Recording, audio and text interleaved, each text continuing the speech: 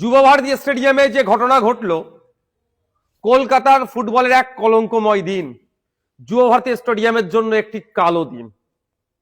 আমরা জানি গত রাত থেকেই রাত জেগে কলকাতা শুধু শহর নয়, রাজ্যের বিভিন্ন প্রান্ত থেকে মানুষ এসে উপস্থিত হয়েছেন যে সকালে মেসিকে দেখবেন। বিনামূল্যে নয়, তাদের অর্জিত অর্থ দিয়ে কেউ 4,000, 5,000, 12,000 টাকা দিয়ে টিকিট কেটে সে মেসিকে দেখবেন। কিন্তু আমরা দেখলাম কি, দর্শকের আসনে যখন টিকিট কেটে সাধারণ মানুষ উপস্থিত হলেন, মেসি যখন মাঠে পৌঁছালো, দেখতে পাচ্ছি আমরা তাকে ঘিরে রেখেছে কারা? এই শাসক দলের নেতারা এবং তাদের আমচা চামচাগুলো। ফলে যে আশা নিয়ে রাত জেগে অপেক্ষা করছেন, যে আশা নিয়ে টিকিট কেটে মেসিকে দেখতে চাইছেন, সে আশা তারা ঠিক হলো না।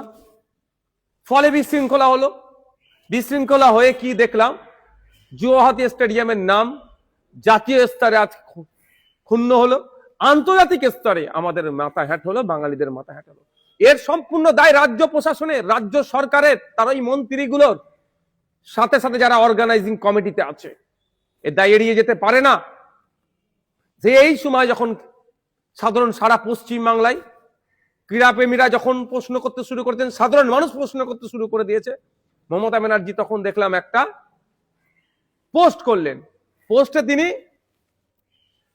তিনি উল্লেখ করছেন যে ওই মেসির কাছে, তার স্পোর্টস লাভার্স এন্ড তার ফ্যান্সদের কাছে তিনি এই ঘটনা ঘটার জন্য তিনি দুঃখ প্রকাশ করছেন। কেন একজন মুখ্যমন্ত্রী দুঃখ প্রকাশ করবেন?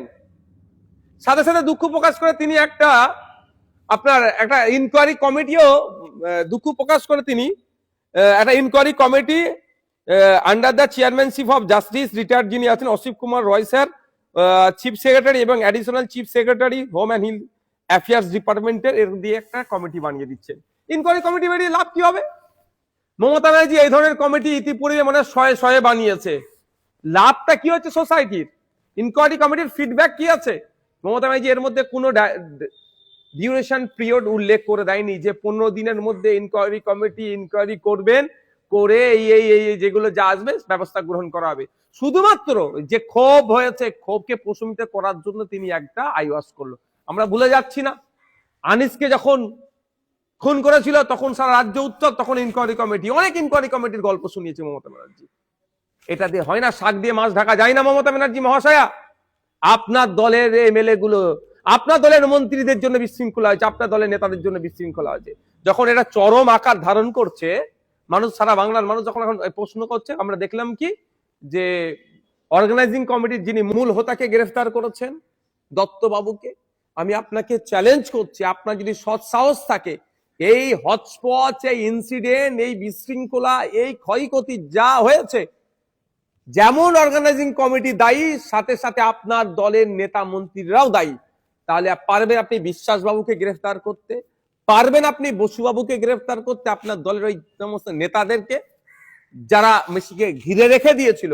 আর দত্তবাবুর সাহস নাই আপনার দলের নেতাদেরকে বলা, স্যার আপনারা একটু সরে যান বা দর্শকরা দেখবে। কারণ আপনাদের দলের নেতারা ঘিরে রেখেছিল এই বিশৃঙ্খলা করাতে। আপনারা, যে দত্তবাবু যতটা দায়ী, বিশ্বাসবাবুও দায়ী, বসুবাবুও দায়ী। এদেরকে কি গ্রেফতার করতে পারবেন আপনি? এই গ্রেফতারটা সাপের মুখেও চুমু হলো, ব্যাঙের মুখেও চুমু হলো।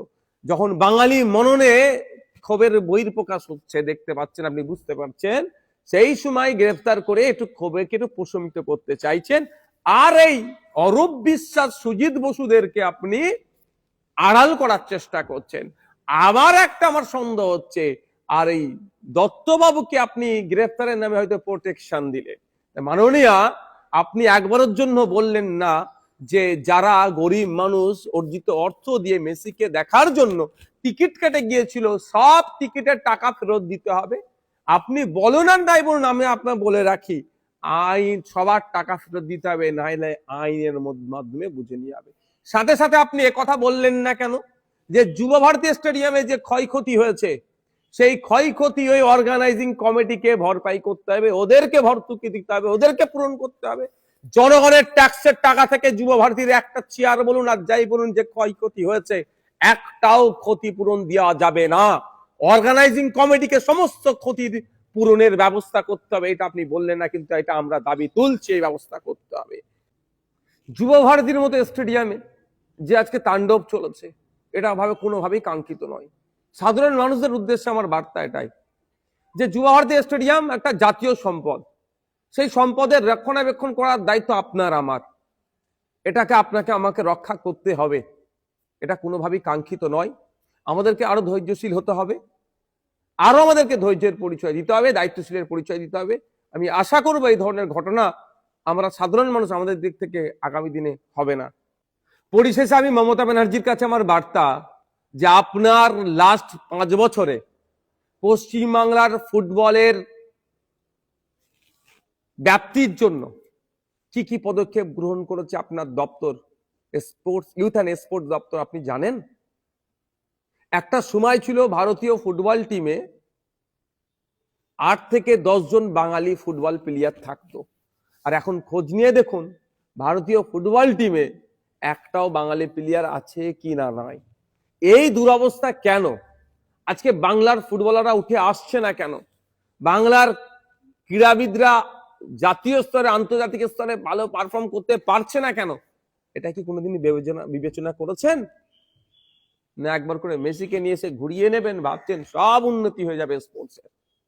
হ্যাঁ, তারা বিশ্বের খ্যাতনামা প্লেয়ার, তারা আসবে, তাদেরকে আসুক, সাথে সাথে আমাদের স্পোর্টসের ডেভেলপমেন্ট হোক। তার জন্য কি ব্যবস্থা গ্রহণ করেছেন মাননীয়া? শেষ 10টা বছরে পশ্চিমবাংলায় কটা আন্তর্জাতিক ফুটবল ম্যাচ হয়েছে, সেই তথ্যটা আমি মমতা ব্যানার্জির কাছ থেকে আশা করছি তিনি এটা দেবেন।